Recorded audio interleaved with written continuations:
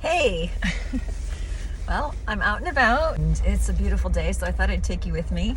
Here's a little view of what it's like here now. That's actually that waterfall that looks like it's coming down the hill. That's an avalanche that went loose yesterday. I have to laugh because some of your questions are just so much fun. And I thought, well, I'll answer some for you. Okay, the first one is, why on earth do you have a Christmas tree up in April? The house that I've been living in since September by myself had some plumbing issues. The fittings all split. They sheared off at the 90-degree point. And so our ceiling, our floor, our walls, our doors all had to be taken back apart on the first floor the day we moved in. So that's how we started our journey here. I stayed behind to kind of manage things, neighbor. And my husband had to go back to New York for his job. It's been kind of hard to be apart. And honestly, we didn't know that my cancer was coming back. I didn't find out until late October that my meds had stopped working.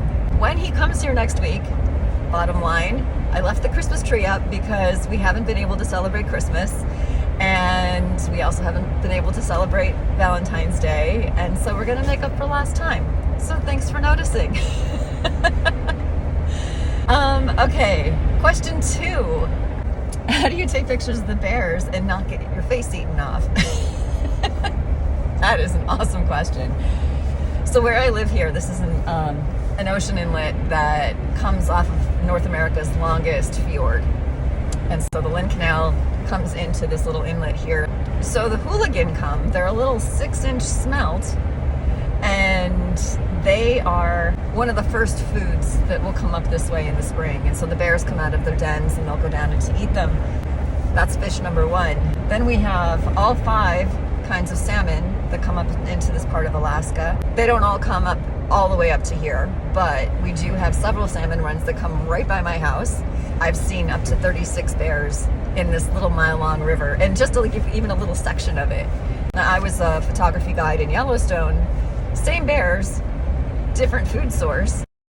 They call them coastal brown bears here and not grizzlies just because of their diet, but they're the exact same bear. So the bears here, because they're so fish oriented and berries and sedge grasses, not as likely that they're going to want to eat a human being. Doesn't mean they won't defend themselves, so we try not to surprise them. I do walk around with bear spray, not so much bear bells. We talk a lot, we walk in groups. I don't go hiking in certain places, like where I went ice skating the first time this winter was up on this 8-minute straight up hike to this beautiful plateau of this just gorgeous little pond.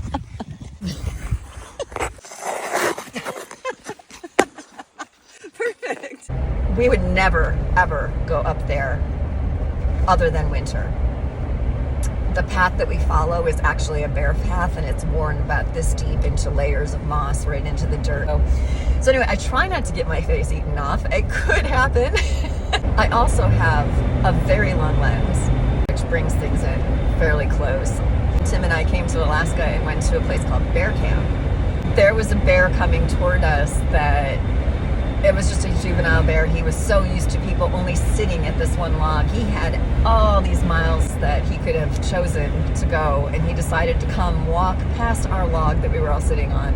The ranger was right with us. We were not doing anything nefarious being that close, but he walked right behind us, kept moseying a little bit down the path that we had to use to exit because you were only allowed on this one little path. And he laid down and took a nap. But while I was focused on him in the grasses, he filled up my entire lens. I'm as careful as I can be and as respectful as I can be. And even when the moms come by with their cubs, and sometimes they'll have 3,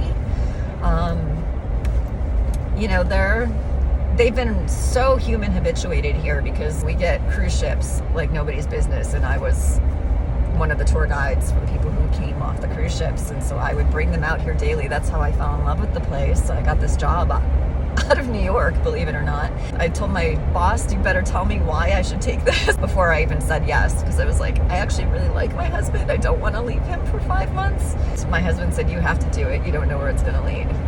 And so it led to us building a house here. And this is the place I feel most at home. It's the place where the nature is just so incredible. And so are the people. And so here we are. So I hope that answers a couple of your questions and isn't so down in the dumps. You know, I'm feeling really at peace, and I just want you to know that. I'm sad about my husband. I mean, my God, the people I love that are breaking their hearts, that part kills me. But for myself, I'm okay. I'm really okay. I have lived an incredible life, and I am so grateful. There's an eagle flying out of the middle of the road. It was just sitting on the double yellow line. And at this point, honestly, my last big thing was kicking off my art business. And boy, you guys are, I think there are now 48 of you who have come to my site. So thank you so much.